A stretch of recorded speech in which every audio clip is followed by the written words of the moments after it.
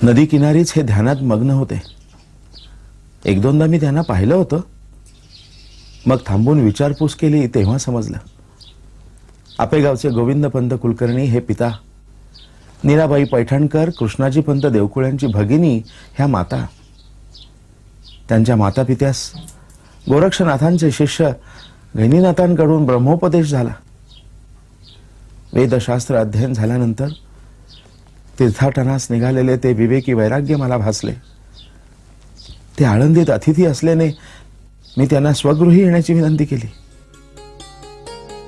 स्वारी शास्त्राध्ययनास तीर्थाटनाच्या अनुभवाची जोड देण्यासाठी हरिचिंतन करत असे. द्वारकेपासून पिंडारकास, तिथून सुदामपुरी, मूळ माधव तीर्थ, भालुका तीर्थ, तिथून प्रभास, तिथून नाशिकची सप्तशृंगी, तसेच त्र्यंबकेश्वरास जाऊन ब्रह्मगिरीस सव्य प्रदक्षिणा घालून महाराज आळंदीस पोचले होते.